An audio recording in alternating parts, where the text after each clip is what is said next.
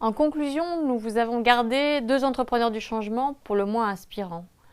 Mohamed Younous, prix Nobel de la paix, et Emmanuel Faber, directeur général de Danone. Ils ont quelque chose à vous dire. Social business is different from the conventional business. It is dedicated to solving human problems. And that's what the social business is all about. The whole intention is to dedicate the business in solving problems. And that's what gives it the power. As soon as you remove the idea of personal benefit, suddenly you see things which you never saw before. As long as you have your dollar sign in your eyes, you see only dollar opportunities. You don't see the opportunities to solve problems. The moment you remove those dollar signs from your eyes, suddenly you see things which you never saw before, and very exciting things, and business idea fits very neatly into it. It's very good for poverty, overcoming poverty, because you address the people as an entrepreneur. All human beings are entrepreneurs. So you can design social business where you can give this opportunity to unleash that entrepreneurial capacity in poor people. And they have the same entrepreneurial capacity as anybody else in the society. Simply, society never gave them the chance to use their entrepreneurial capacity. Je pense qu'on s'est graduellement laissé entraîner dans une conception de l'économie qui est complètement caricaturale, où la finance, au lieu d'être au service de l'économie et de l'économie au service de la société, a été conçue, pensée, mise en œuvre comme étant à la fois sa source mais aussi son objectif. Et le jour où on a fait ça inconsciemment, on est rentré dans une véritable barbarie. Parce que l'économique sans le social, c'est une barbarie. Mais à l'inverse, le social sans l'économique, ça peut très vite devenir une utopie.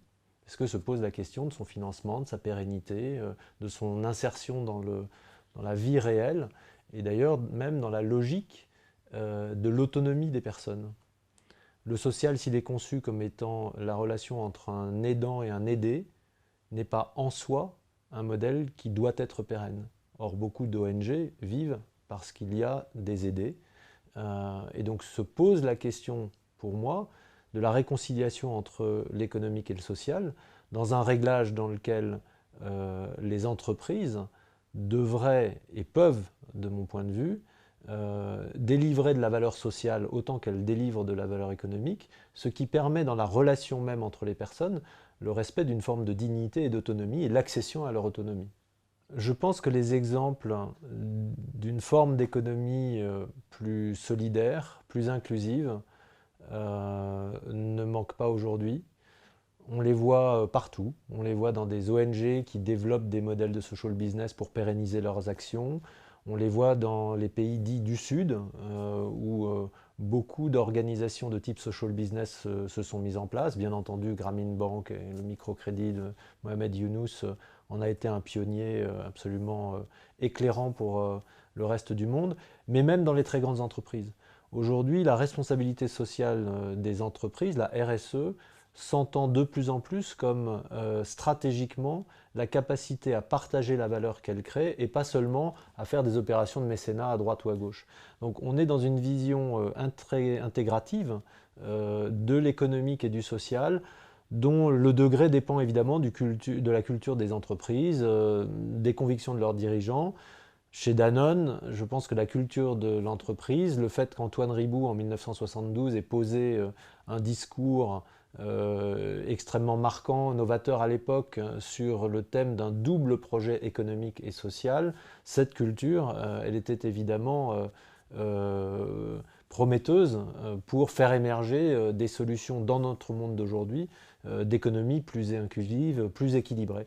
Et c'est ce que, avec l'équipe dirigeante de Danone, on a essayé de faire au travers de tout un tas d'initiatives, Danone Communities, le fonds Danone pour l'écosystème, Livelihoods, du social business, mais aussi, et pour moi c'est même quasiment plus fondamental, le fait que désormais les 15 000 managers de Danone mondialement ont un système de bonus qui prend en compte non seulement la performance économique, mais aussi la performance managériale et la performance sociale et sociétale. À titre personnel, Je considère que les dirigeants, et c'est le fruit de mon expérience depuis maintenant quelques années, les dirigeants ont un véritable devoir d'utopie sur ce sujet. On se dit trop souvent que nous n'avons pas de marge de manœuvre, que c'est comme ça, que c'est le marché financier, que c'est la faute aux analystes ou à ce qu'on veut. La réalité, c'est que oui, bien sûr, il faut des résultats. Il faut être d'ailleurs au rendez-vous des attentes que l'on crée nous-mêmes, c'est sûr. Mais en même temps, les marges de manœuvre existent. Elles existent au quotidien, elles existent en permanence.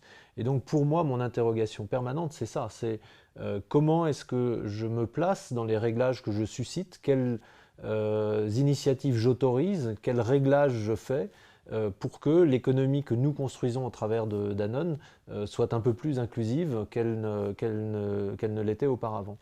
Et je pense même que de ce point de vue-là, pour les entreprises cotées, dont on se dit qu'elles sont forcément dans une situation plus compliquée que les autres, ce chemin existe, comme nous l'avons fait par exemple avec le fonds Danone pour l'écosystème, que nous avons fait voter en Assemblée générale, et ça a été quelque chose que j'ai personnellement beaucoup porté, mais on est arrivé au bout de quelques semaines de travail avec nos grands actionnaires à un accord à 98% sur le fait que 100 millions d'euros allaient être consacrés avec l'accord de nos actionnaires, à ces actions sociales que nous menons en amont et en aval auprès de tous les petits acteurs économiques qui gravitent autour de l'entreprise.